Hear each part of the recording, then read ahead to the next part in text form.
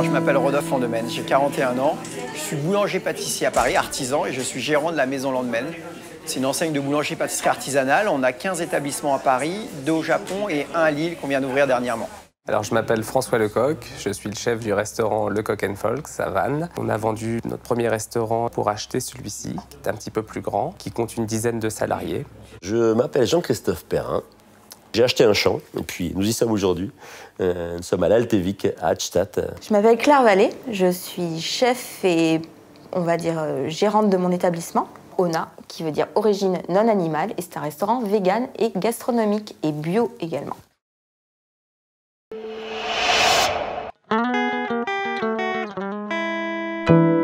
J'ai été formé chez les Compagnons du Devoir. En fait, j'ai fait un lycée où j'ai passé un bac scientifique. Ensuite, j'ai voulu apprendre un métier manuel, donc en l'occurrence le métier de boulanger-pâtissier. Et je me suis formé chez les Compagnons. Donc le principe, c'est de tourner 1 an par ville en France et d'apprendre son métier comme ça.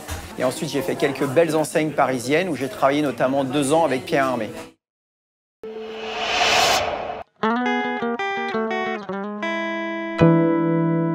C'est très intéressant parce que quand je suis passé... Alors j'étais végétarien avant et quand je suis passé vegan, ça a été une petite rupture dans la direction de l'entreprise parce que c'était un changement assez profond, donc de faire comprendre aux gens que je désirais avoir une offre vegan à l'intérieur de l'établissement parce qu'ils avaient un peu peur qu'on touche à l'identité de la marque. Donc ça s'est fait très progressivement, il y a eu des débats internes et puis on a décidé d'intégrer une gamme vegan au départ salée, avec une offre de sandwich, de salade vegan, etc. Et puis petit à petit, voyant qu'en fait, il y avait une clientèle qui était réceptive et qui était contente de cette offre-là, on a élargi la gamme à une offre sucrée. Donc on a continué à pousser dans cette direction-là, pour le plus grand bien de l'entreprise d'ailleurs.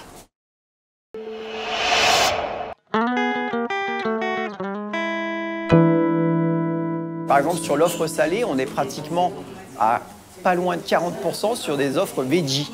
Et quand je dis veggie, je mets végétarien et vegan dedans. Donc on a une dizaine de salades, on est à 5-6 salades veggie et vegan. On a 2 références, voire 3 quand c'est l'été en sandwich. On a 2 références de petits gâteaux qui sont totalement vegan sur une offre de 8 petits gâteaux. Et on commence même à avoir des viennoiseries qui deviennent vegan. Donc on a une offre qui petit à petit s'élargit et qui plaît à tout le monde.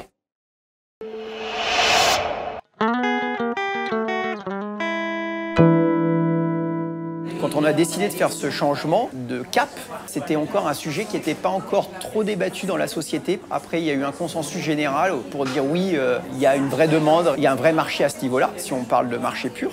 Et après, des problématiques techniques, parce qu'on sait que la pâtisserie, c'est quelque chose d'un peu chimique et qu'il fallait trouver le pendant dans le végétal pour pouvoir faire des recettes savoureuses.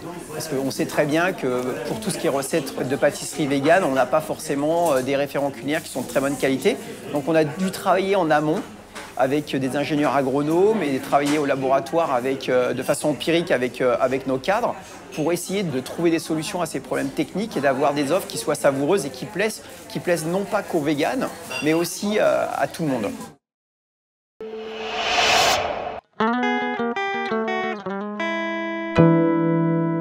Moi, je trouve que déjà, un commerce de proximité, il se doit d'être consensuel, premièrement. Donc on doit plaire au plus grand nombre de clients.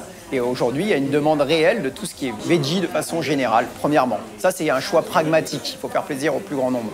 Deuxièmement, il y a un choix contemporain, j'ai envie de dire, en adéquation avec notre temps. On connaît les problèmes sociétals liés à la consommation de produits carnés, etc. Donc je pense qu'aujourd'hui, les commerçants doivent prendre acte de ces choses-là et répondre à cette problématique, on va dire, contemporaine.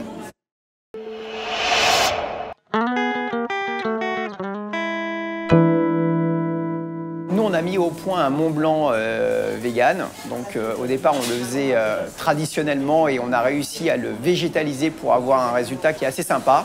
Et ceux qui mangent des petits gâteaux, ceux qui ne sont pas véganes, les clients qui ne sont pas véganes, le mangent sans s'apercevoir qu'il est totalement vegan. Donc, je suis assez content de ce résultat qui plaît au plus grand nombre.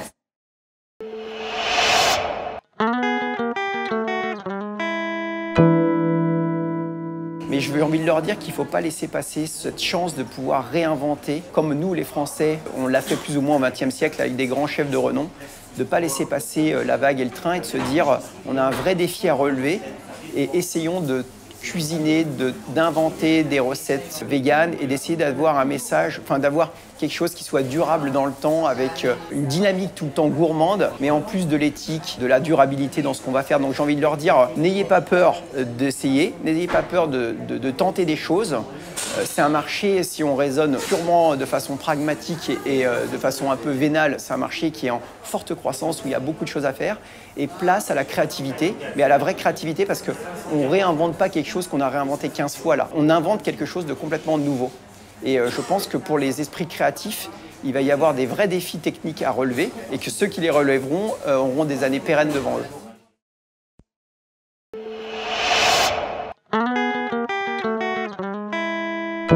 J'ai été formé au lycée Jean Guénaud à Vannes. J'ai passé un bac pro cuisine. Je suis parti vivre quelques années après au Royaume-Uni, puis au Canada. Et je suis revenu ouvrir mon premier restaurant en 2008, en partenariat avec ma sœur Marie, qui est en salle.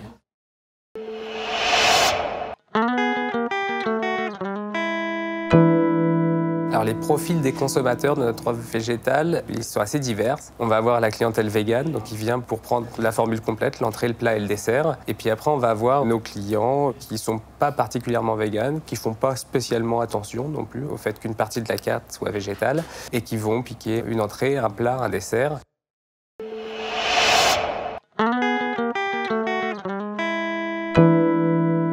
Ça représente à peu près 20% de nos ventes, mais ça représente beaucoup plus le midi que le soir. On en vend beaucoup plus le midi.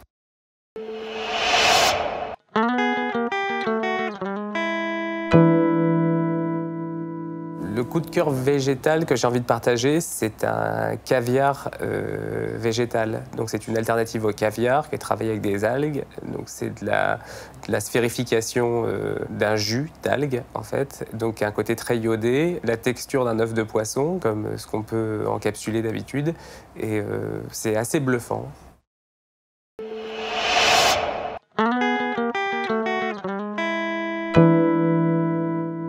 Alors, ce qui m'a motivé à participer à l'élaboration du livre, c'était mettre la cuisine végane en valeur et participer à un livre vegan qui, pour la première fois, mettait en avant des recettes de chefs français. On y a présenté 3 plats qui marchent très bien au restaurant, ceux sur lesquels on avait le plus de retours et aussi qui étaient faciles à reproduire chez soi sans avoir obligatoirement beaucoup de matériel.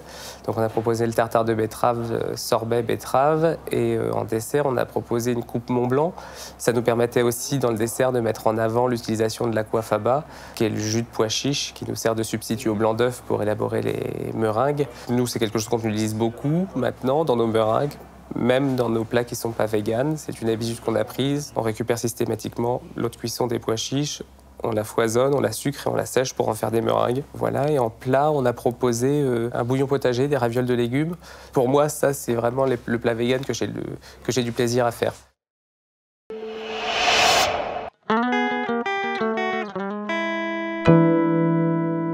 Ce que j'ai envie de dire aux jeunes cuisiniers en formation, c'est de s'intéresser à la cuisine végétale. C'est une offre qui se développe, mais je pense que c'est avant tout très important de l'intégrer à notre façon de cuisiner pour préserver les ressources, pour avoir une démarche responsable dans notre manière de travailler les produits, de les approcher. Et on apprend à cuisiner avec des choses plus simples, ce qui peut paraître plus compliqué, mais c'est beaucoup plus intéressant. Ça a été le cas dans notre cuisine ici, ça a eu un impact sur notre cuisine en général, même sur nos plats qui ne sont pas véganes du tout. Je veux aussi leur conseiller de s'y intéresser, même si ça ne fait pas encore pour le moment partie de leur formation. Et il existe des livres, il existe plein de choses. C'est très important d'avoir cette démarche personnelle. Pour l'instant, on ne leur apprend pas à le faire, ça ne fait pas partie des manuels de cuisine, ça ne fait pas partie du référentiel, mais voilà, c'est important de s'y intéresser.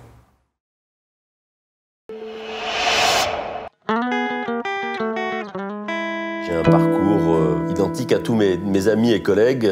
J'ai commencé dans ma région. J'ai été formé à Guebwiller, au lycée hôtelier. J'ai eu la chance de rentrer très rapidement dans la chaîne des relais et châteaux, qui m'a permis de naviguer au sein de la France et de quasiment jamais faire d'entretien d'embauche. Donc j'ai commencé par la Côte d'Azur, après mon école hôtelière, et je suis rentré dans la jolie chaîne des relais et châteaux. J'ai commencé par le Madartinier à Saint-Paul-de-Vence. J'ai fait une quinzaine de maisons, en fait. Et puis, à 25 ans, j'avais envie de partir à l'étranger. Et puis, je suis resté 3 ans et demi à Saint-Barth, à diriger une très belle maison. On est venu ensuite me chercher. Je dirigeais le plus grand restaurant de Caracas. Lorsque je suis rentré, je suis reparti un petit peu sur 3-4 mois à Nîmes, à l'Institut Vatel, où j'ai fait ma première expérience de professeur de cuisine. C'est à ce moment-là que Michel Rostand m'a appelé en me disant « Perrin, tu fais quoi ?» J'avais travaillé pour Rostand donc à Paris pendant 1 an et demi, 2 étoiles Michelin. Il me dit « Ça t'intéresse de partir à Beyrouth ?» Et on repart au bout du monde. Et là, j'ai découvert un pays exceptionnel. Et puis je savais aussi qu'il ne fallait pas trop rester à l'étranger, parce que ça faisait 7 ans. Et que le cumul de tout ça peut vite vous classer comme un cuisinier qui est expatrié et qui ne veut plus rentrer. Et je suis parti dans le Périgord. Et je suis parti diriger le Moulin de l'Abbaye à Brantôme pendant 3 ans, une maison qui était déjà auréolée d'une étoile Michelin.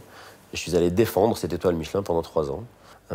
Et pour boucler un peu cette boucle, parce qu'à un moment, je crois que les racines vous rappellent, je suis revenu en Alsace.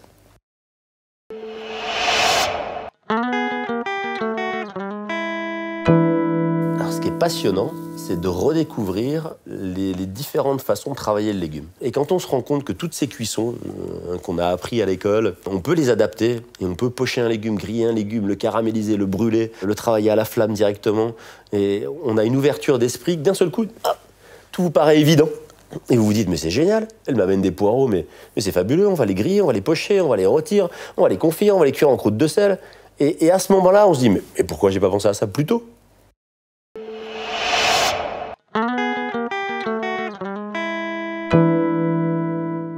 Bien sûr par une prise de conscience, mais ça s'explique aussi parce que les clients se rendent compte que c'est un partage. Puisque nous sommes un restaurant avec notre joli logo Vego Resto, mais on ne fait pas que de la cuisine végétale. On propose d'autres choses. Mais ce qui est important aussi, c'est qu'on se rend compte qu'autour d'une table, aujourd'hui, quand un client choisit le menu vegan, les autres vont suivre.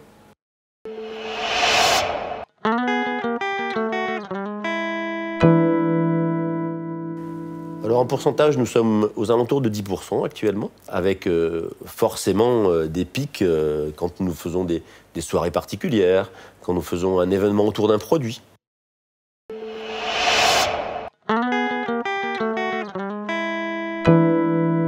Absolument aucune. Bien sûr, toute mon expérience auparavant me sert énormément.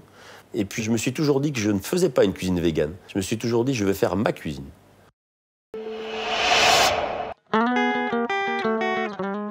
Déjà, j'étais très heureux, flatté. Ça faisait 1 année que nous avions signé cette charte avec Vego Resto. Le client, je pense, a été content de ce que nous faisions. Et je trouvais ça assez fabuleux d'avoir la chance de rencontrer des chefs qui avaient décidé de prendre une orientation végane à 100%.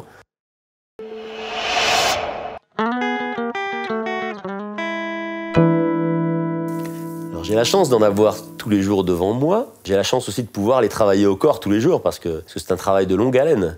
Quand on leur dit « oui, non mais allez-y, faites de la cuisine végétale, allez-y, allez dans cette direction. Oh non mais c'est bon chef, nous on aime la viande. Sur un grill, qu'est-ce qu'on va faire avec vos légumes quoi ?» Et petit à petit, à force de leur parler, à force de leur expliquer, puis à force de leur faire goûter aussi, ils disent « Ah la vache, oui, on n'avait pas pensé à ça. Ah, vous avez fait quoi là ? On a fait un sorbet carotte. Ah ouais, c'est bien. Puis ça, c'est quoi les lamelles ? On les a fait en aigre doux pour poser dessus. Mais c'est le dessert ? Oui, c'est le dessert. Ah mais c'est travaillé avec quoi ? Il y a de l'eau de rose. Ah ouais, d'accord, mais on n'aurait pas pensé ça. C'est bien. Donc ce que j'ai envie de dire à tous ces jeunes gens, c'est allez-y, foncez. C'est vous l'avenir de la cuisine, c'est pas moi. C'est vous.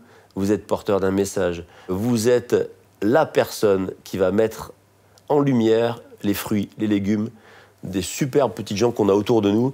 Petites gens au sens noble du terme, et la meilleure personne qui sera capable demain de parler de ces légumes, ce sont ces cuisiniers, et cuisiniers qui sont en formation.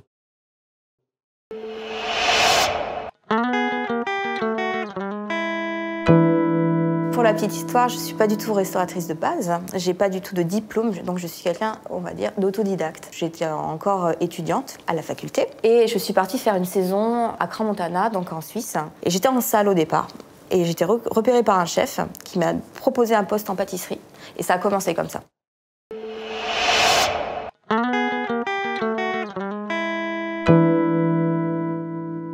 Le Michelin, c'est une très belle chose et c'est une belle consécration et c'est toujours un honneur de recevoir des consécrations et des distinctions. Mais avant ça, il y a un travail qui est autre. Et avant d'arriver au Michelin, il faut déjà penser qu'est-ce que je peux donner, qu'est-ce que je peux offrir aux gens, comment je vais l'amener, surtout de la cuisine végane qui est quelque chose d'un peu nouveau, comment je peux la transformer, comment je peux l'amener de façon didactique, intéressante, pour que les gens se disent « Ah, j'aurais jamais pensé manger comme ça. C'est super bon, je me régale. Moi, quand j'entends ça, c'est bon, c'est ok, c'est acquis. » Avant tout, il faut que ça soit bon. Ça peut être beau, etc. dans les assiettes, mais il faut que ça soit bon. Si c'est pas bon, ça marche pas.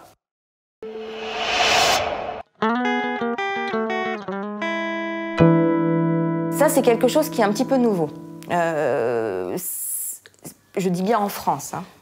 En France, on est quand même un pays qui prône la gastronomie à la française, c'est-à-dire une gastronomie qui est à base de viande et de produits laitiers. Je pense que la gastronomie française sur le végétal est en train d'évoluer. On la retrouve chez les grands chefs. Vous avez Chef Passard qui le fait aussi depuis des années, qui a été le premier à retirer la viande de ses assiettes. Et en gardant ses 3 étoiles Michelin, vous avez de plus en plus de courants de cuisiniers nouveaux et jeunes aussi qui intègrent le côté végétal dans leur cuisine et qui diminuent les quantités de viande, etc. dans les assiettes et les produits laitiers et les sucres, etc.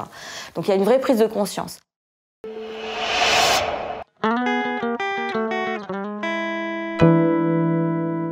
Il ne faut pas prendre le véganisme pour un système de mode ou quelque chose qui est un petit peu obscur et obscurantiste. Il faut le prendre vraiment comme une nouvelle ère qui va arriver, une nouvelle cuisine qui est en train de se développer, qui pousse dans tous les pays. Moi, je voyage souvent et je vois de plus en plus de restaurants véganes qui s'ouvrent partout, des petits restaurants, mais il y en a partout. En Asie, vous traversez de l'autre côté, il y en a aussi en Amérique latine, vous en avez partout. Donc c'est quelque chose, vous en avez aussi en Europe. Il y a une prise de conscience qui est en train de se faire et pour votre avenir, pour votre bien, il ne faut pas hésiter à être curieux, il ne faut pas hésiter à se renseigner.